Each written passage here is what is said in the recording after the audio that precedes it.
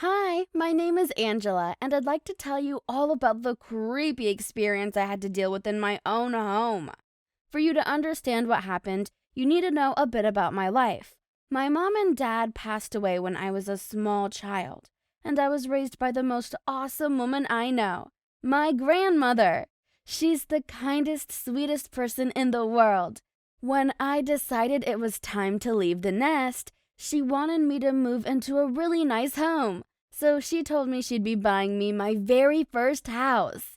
Before we move on, hit that like button. This will let you live 10 years longer. Trust me, it totally works. I told her she had already done more than enough for me, but when something gets in my grandma's head, there's no way of changing her mind. So she went on with her plan and didn't even let me see the house before she purchased it.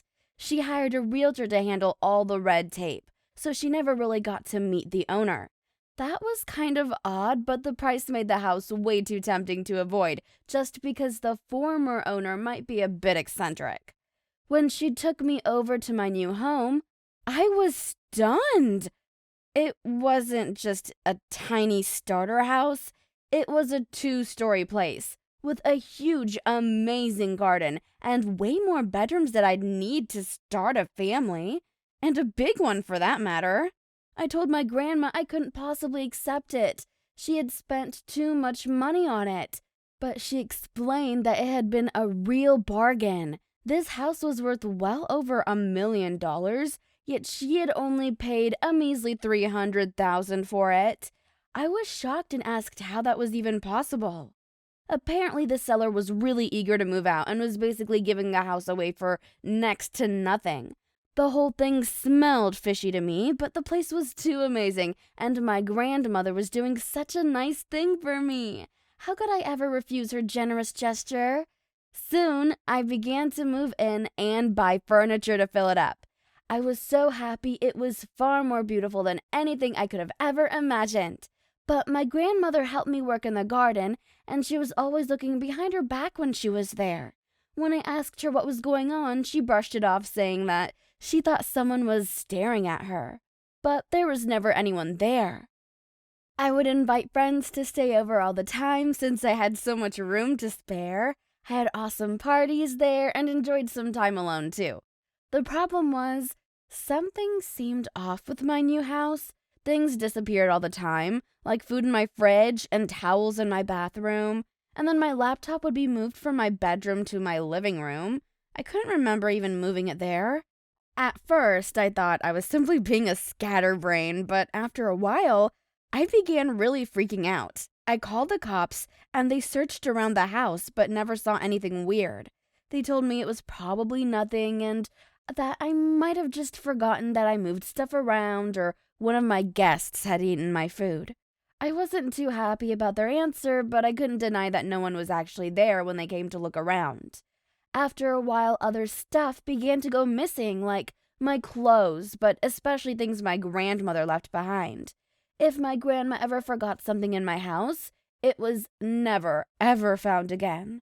The years slipped by, and I sort of just got used to it. Still, I wasn't happy about it. I didn't know if someone was sneaking into my house, if there was a ghost, or if I was just losing my mind. It was really nerve-wracking. It was inevitable, though, that I ended up discovering exactly what was going on in my place, and it happened in the creepiest way possible. For some weeks before the incident, I had been hearing creepy noises in the upstairs bedrooms, but when I went there to check, no one was there. I freaked out so badly that I asked my best friend, Zach, to come stay with me for a little while. When we heard the noises while watching a movie one night, he rushed upstairs way faster than I ever could. As I followed behind, I heard a loud thud and tried to move faster. I couldn't believe my eyes. Zach had tackled an old guy to the floor while he was trying to climb up the stairs to the attic. I immediately called the cops, and Zach pinned him to the floor until the police arrived. Of course, I also called my grandmother. She rushed to my side, but by that time the police had already arrived, and they were questioning the guy who admitted to being the house's previous owner. He had lived there with his wife for so long and had tried to get rid of the house after she passed away, but kept coming back, unable to let go. He was obsessed with the house, and worse still, obsessed with someone else. My grandmother. When she saw him, she gasped loudly and asked him what on earth he was doing there. He was apparently her high school sweetheart, and after she had broken up with him decades ago, he had stalked her for a while before she got a restriction order. So this guy had been watching us for years and messing around with me, my family, and my house. I was so creeped out. Thank heavens he was put in jail straight away. I don't think he'll ever be allowed out. After all, he's super old, so a 10-year sentence is basically a life sentence. Thanks for watching. What's the craziest thing that's ever happened to you in your own house? Tell us about it in the comments. Don't forget to subscribe and check out other videos on the channel.